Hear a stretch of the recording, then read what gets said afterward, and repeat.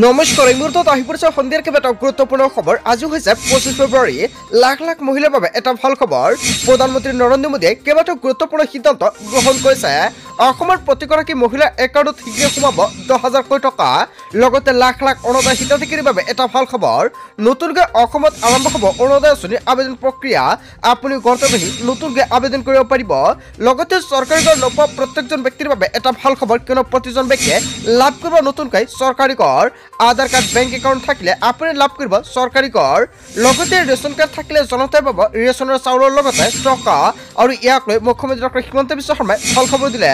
লগতে যদি আপুনি এতিয়ালৈকে PM কিষাণৰ টকা পোৱা নাই, নিশ্চয় কমেণ্ট কৰি জনাব, কিয়নো আপুনি এটা অভিযোগৰ পিছতে আপোনাৰ একাউণ্টত চৰকাৰে পোনপটীয়াকৈ সোমাই দিব PM কিষাণৰ টকা।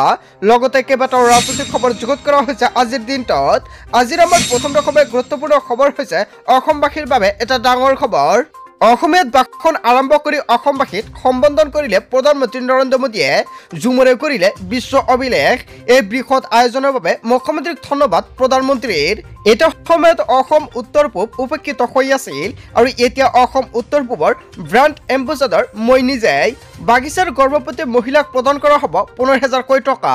লগতে চাহ বাগিচাৰ প্ৰতিগৰাকী লোকক দিয়া হ'ব ভূমিপট্টা।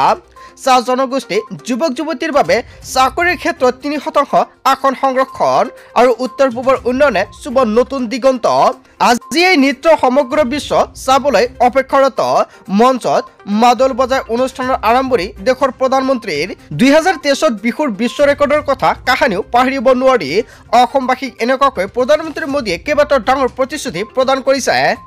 তাৰ পিছত অসমবাসী ৰাজুক জনাইছে আমাৰ পৰৱৰ্তী খুবেই গুৰুত্বপূৰ্ণ খবৰ। লগতে ডাঙৰ খবৰ, আগন্তুক 24 ঘণ্টাত ৰাজ্যত হ'ব প্ৰচণ্ড ধুমুহা আৰু বৰষুণ। 10খনকৈ জিলাত হাই এলাৰ্ট জাৰি কৰিছে বতৰ বিজ্ঞান কেন্দ্ৰৰ তৰফৰ পৰা। বিশ্বনাথ, লখিমপুৰ, ধেমাজি, কেৱল এয়াই নহয়, তিনিচুকীয়া, মাজুলী, ডিব্ৰুগড়, যোৰহাট, চৰাইদেউ, শোণিতপুৰত এলাৰ্ট জাৰি কৰা হৈছে। ধুমুহা, শিলাবৃষ্টি, বজ্ৰপাতক লৈও এলাৰ্ট জাৰি কৰিছে বতৰ বিজ্ঞান কেন্দ্ৰই। যিকোনো মুহূৰ্তত আহিব পাৰে ধুমুহা আৰু বৰষুণ। নিশাত বিভিন্ন প্ৰান্তত আহিছিল বৰষুণ। সতৰ্ক হৈ থকাৰ বাবে আহ্বান জনাইছে বতৰ বিজ্ঞান কেন্দ্ৰৰ তৰফৰ পৰা। বন্ধু বান্ধৱীসকল, আপোনাৰ জিলাৰ অৱস্থা কেনেকুৱা নিশ্চয় কমেণ্ট কৰি জনাই দিব। তাৰ পিছত অসমবাসী ৰাজুক জনাইছে আমাৰ পৰৱৰ্তী খুবেই গুৰুত্বপূৰ্ণ খবৰ। লগতে ডাঙৰ খবৰ, এতিয়াৰ পৰা যথমতে কিনিব নোৱাৰিব মাটি। অসমত মাটি কিনা বেচাত আহি গ'ল কেইবাটাও নতুন নিয়ম। মাটি বাৰী ক্ৰয় বিক্ৰয়ক লৈ অসমৰ মুখ্যমন্ত্ৰী ডক্টৰ হিমন্ত বিশ্ব শৰ্মাই ডাঙৰ মন্তব্য কৰিছে।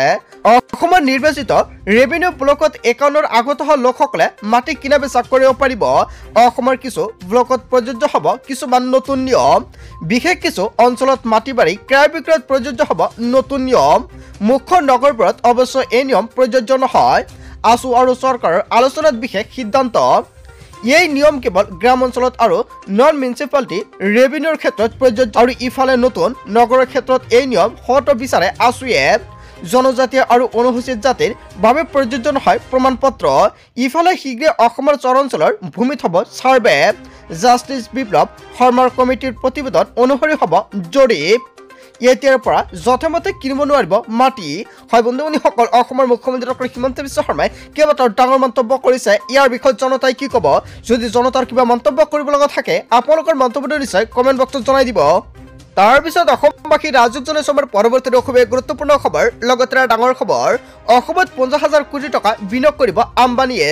অসমত মেগা ফুড পাৰ্ক স্থাপন কৰিব ৰিলায়েন্সে। হয় বন্ধু বান্ধৱীসকল, কেইবাটাও গুৰুত্বপূৰ্ণ পন্থা হাতত লৈছে। 7খন তাৰকাযুক্ত হোটেল নিৰ্মাণ কৰা হ'ব। অসমত ক্লিন এণ্ড গ্ৰীণ এনাৰ্জি হাবৰ লক্ষ্য। 10,000 নিযুক্তি পাব বিভিন্ন ক্ষেত্ৰত। কেৱল এয়াই নহয়, শুৱালকুছিৰ বস্ত্ৰ শিল্পক নতুন মাত্ৰা প্ৰদান কৰা হ'ব। অসমত স্থাপন হ'ব AI ready data centre. Advantage Assam 2.0ত আম্বানীৰ বৃহৎ ঘোষণা। হয় বন্ধু বান্ধৱীসকল, মুকেশ আম্বানীয়ে কেইবাটাও গুৰুত্বপূৰ্ণ মন্তব্য কৰিছে এডভান্টেজ আছাম 2.0ৰ মাধ্যমত। তাৰ পিছত অসমবাসী ৰাজুক জনাইছে আমাৰ পৰৱৰ্তী খুবেই গুৰুত্বপূৰ্ণ খবৰ। লগতে ডাঙৰ খবৰ, আগন্তুক 5 বছৰত 30,000 নিবনুৱাই পাব নিযুক্তি। ভূটানৰ পৰা অসমলৈ আনিব জলবিদ্যুৎ প্ৰকল্প। অসমত ইলেক্ট্ৰনিক নিয়োগ কৰিব টাটাই। হয় বন্ধু বান্ধৱীসকল, অৱশেষত কেইবাটাও গুৰুত্বপূৰ্ণ মন্তব্য কৰিছে টাটাই। ৰিনিউৱেবল ইঞ্জিনৰ ক্ষেত্ৰতো প্ৰয়োগ কৰিব টাটাই।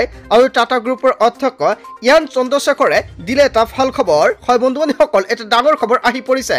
তাৰ পিছত অসমবাসী ৰাজুক জনাইছে আমাৰ পৰৱৰ্তী খুবেই গুৰুত্বপূৰ্ণ খবৰ। লগতে ডাঙৰ খবৰ, আদানী গ্ৰুপৰ 50,000 কোটি টকা বিনিয়োগ অসমত।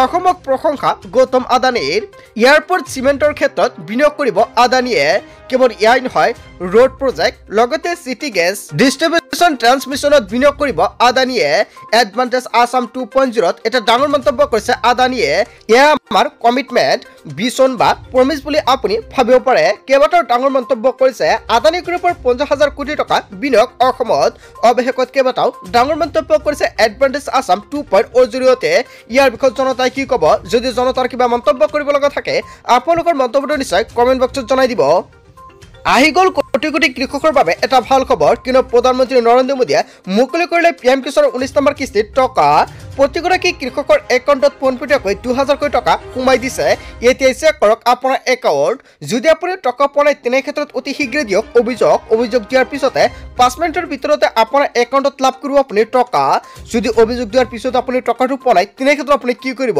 বা আপুনি অভিযোগ দিব পৰা নাই নেকি লগে লগে কৃষকৰ একাউণ্টত চৰকাৰে প্ৰদান কৰিব পিএম কিষাণৰ 19 নম্বৰ কিস্তিৰ ধনৰাশি নতুন তালিকা মতে ধন পালে দেশৰ কোটি কোটি কৃষকে যদি তালিকাত আপোনাৰ নামটো অন্তৰ্ভুক্ত হৈ আছে তেনে ক্ষেত্ৰতে চেক কৰক আপোনাৰ একাউণ্ট বাদ পৰে লাখ লাখ ভুৱা হিতাধিকাৰী প্ৰধানমন্ত্ৰী মোদীৰ এটা ক্লিকতে মুকলি হল দেশৰ কৃষকৰ বাবে 22,000 কোটি টকা পিএম কিষাণ সন্মান নিধিৰ অধীনত কৃষকে লাভ কৰে বছৰটোত 3টা কিস্তি 6,000 টকা 3টা কিস্তিত 2,000 কোটি টকা প্ৰদান কৰা হয় এটা বছৰত আৰু পিএম কিষাণৰ ধন মুকলি কৰি দিয়াৰ পিছতে সকলোকে আনন্দিত প্ৰধানমন্ত্ৰী হয় বন্ধুসকল অৱশেষত কেইবাটাও গুৰুত্বপূৰ্ণ মন্তব্য কৰিছে প্ৰধানমন্ত্ৰী মোদীয়ে পৰীক্ষা কৰক এতিয়া আপোনাৰ বেংক একাউণ্ট যদি কিবা অসুবিধা হৈছে এতিয়া আপুনি কল কৰক 01124300606 নম্বৰত যদি আপুনি পিএম কিষাণৰ টকা পোৱা নাই অতি শীঘ্ৰে দিয়ক এইটো নম্বৰত অভিযোগ দিয়াৰ 5 মিনিটৰ পিছতে ধন পাব আপোনাৰ একাউণ্টত লাখ লাখ কৃষকৰ বাবে ভাল খবৰ দিলে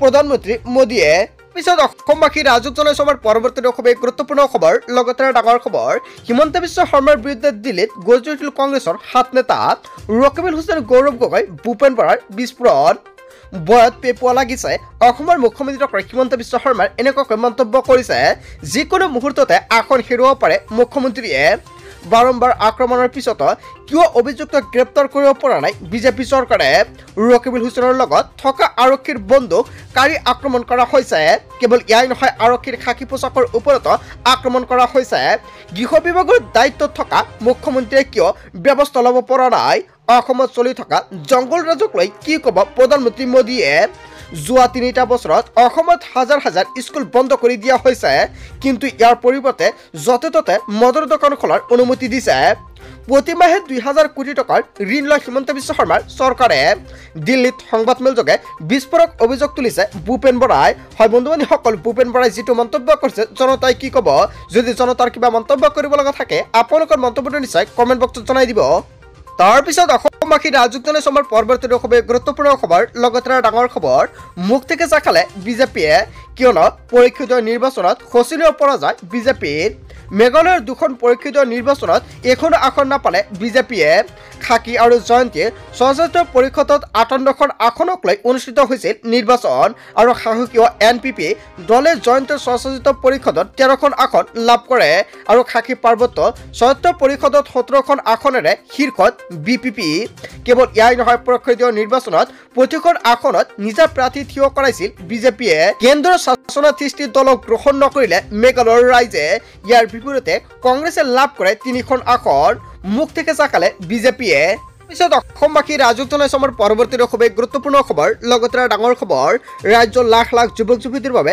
ডাঙৰ খবৰ দিলে মুখ্যমন্ত্ৰী ডক্টৰ হিমন্ত বিশ্ব শৰ্মাই আপোনাৰ হাতত মাত্ৰ 2টা দিন বাকী আছে ব্যৱসায় বাণিজ্যৰ বাবে যদি আপোনাৰ টকাৰ প্ৰয়োজন হৈছে তেনে ক্ষেত্ৰত চৰকাৰে দিব আপোনাক টকা এতিয়া আপুনি কৰক CM-388 গৈ আবেদন মুখ্যমন্ত্ৰী আত্মনিৰ্ভৰ আঁচনি আবেদন প্ৰক্ৰিয়া শেষ সময়সীমা হৈছে 28 ফেব্ৰুৱাৰী যদি আপুনি এতিয়ালৈকে আবেদন কৰা নাই অতি শীঘ্ৰে আবেদন কৰি লৈ লওক মাজত মাত্ৰ 2টা দিন বাকী আছে তাৰ পিছতে বন্ধ হৈ যাব মুখ্যমন্ত্ৰী আত্মনিৰ্ভৰ আঁচনি আবেদন প্ৰক্ৰিয়া বৰ্তমানলৈকে 50,000 যুৱক যুৱতী সম্পূৰ্ণ কৰিছে আবেদন প্ৰক্ৰিয়া যিসকলে এতিয়ালৈকে আবেদন কৰা নাই তেওঁলোকক শীঘ্ৰে আবেদন কৰাৰ বাবে আহ্বান জনাইছে অসমৰ মুখ্যমন্ত্ৰী ডক্টৰ হিমন্ত বিশ্ব শৰ্মাই আপুনি পাব 2 লাখৰ পৰা 5 লাখ কোটি টকা আবেদন সম্পূৰ্ণ কৰক আৰু আপুনি ধন লওক আপোনাৰ হাতত মাত্ৰ কেইটামান দিন বাকী আছে তাৰ পিছতে আবেদন প্ৰক্ৰিয়া বন্ধ হৈ যাব আপুনি কেনেকৈ আবেদন কৰিব যদি নাজানে নিশ্চয় কমেন্ট কৰি জনাব নেক্সট ভিডিঅ'ত সম্পূৰ্ণকৈ জনাই দিয়ে so thank you for watching full video'